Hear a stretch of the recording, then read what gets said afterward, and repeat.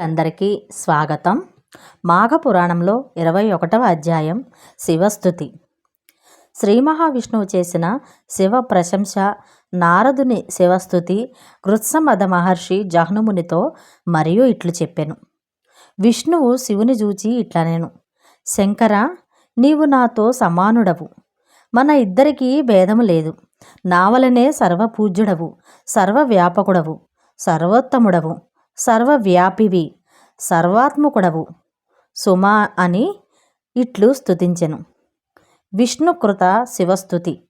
శంభో భవనార్కహిమాంశువహ్ని నేత్రయస్త్రే అఖిలలోకకర్త తదా సమస్తామరపూజితాంఘ్రీః సంసేవ్యమానస్సురయోగిబృందైః న చాస్తి కించిత్ తవ మిత్రభేదస్తే హం త్వం సురనాద సత్యం వేదాంతవేద ప్రముఖాః నిశిం త్వాం సన్యాసిన స్వర్గ విముక్తి హేతుం వదంతి తద్వత్ శుభజంతి శంభో ప్రయాంతి ముక్తించ తవ ప్రసాదం సర్వభేద వినిర్ముక్తః సర్వభేదాశ్రయో భవాన్ త్వత్వందిష్టాయ లోకే స్మిన్మహదేవో మహేశ్వరః త్వమేవ పరమానందస్త్యమే వామయదాయకః త్వమక్షరం పరబ్రహ్మ త్వమేవ హి నిరంజనః శివస్సర్వగతః సూక్ష్మః పరబ్రహ్మ సనాతనః త్వం చక్రః సర్వదేవానాం బ్రహ్మ బ్రహ్మవిదామపి ఋషీణాం చ వసిష్ఠస్త్వం వ్యాసదేవో వేదవిదామసి సాఖ్యానాం కపిలో దేవః రుద్రాణామసి శంకరః ఆదిత్యానాముపేంద్రహస్త్యం వసూనాం చ హిమావకః వేదానాం సేమవేదస్త్యం సావిత్రీ ఛందసామసి అధ్యాత్మా విద్యా విద్యానాం గతీనాం పరమాగతిః మాయా త్వాం సర్వశక్తీనాం కాలః కలయతామపి ఓంకారః సర్వగుహ్యానాం వర్ణనాం చ ద్విజోత్తమః అశ్రమాణాం చ గార్హస్థ్యం ఈశ్వరాణాం మహేశ్వరః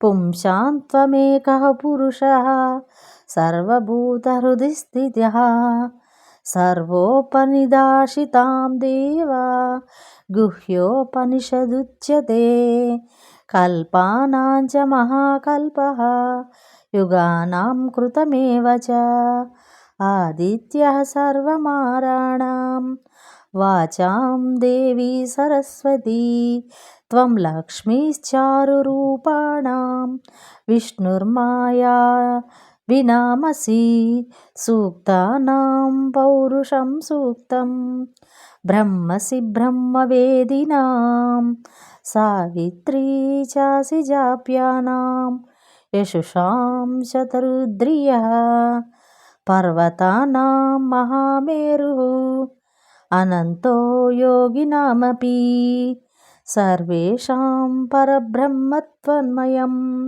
సర్వమేవ హి యదైవాహం త్వం హి సర్వముఖ్యేషు శంకరః.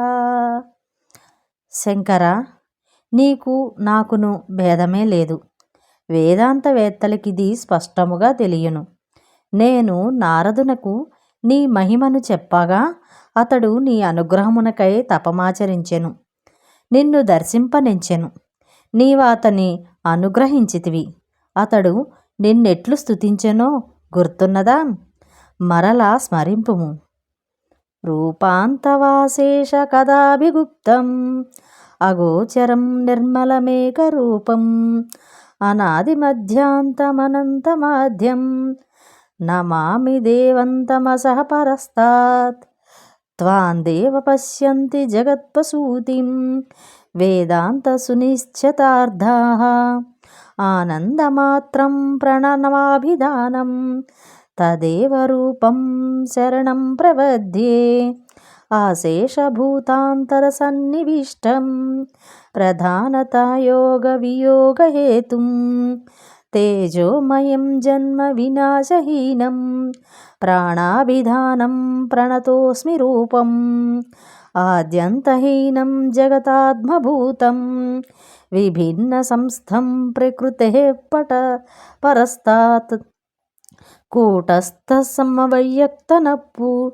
స్థైర్ధన్య నమామి రూపం పురుషాభిధానం సర్వాశ్రయం సర్వజగ్విద్వాధనం సర్వత్రగం సర్వతను ప్రవిష్టం సూక్ష్మం విచిత్రం త్రిగుణం ప్రసన్నం నతోస్మి తే రూపములుప్తభేదం ఆద్యం మహత్యే పురుషాత్మరూపం ప్రకృత్యవస్థం త్రిగుణాత్మబీజం ఐశ్వర్యవిజ్ఞానవిరాగధైర్మై సమన్వితం దేవనస్తోస్మి రూపం ద్విసప్తలోకాత్మకమంబుసంస్థం విచిత్రభేదం పురుషైకనాదం అనంతభూతైరధివాసితం తే నతోస్మ్యహం తజ్జగదండసంస్థం అశేషదేవాత్మకమేకమాద్యం స్వతేజసారూపితలోకవేదం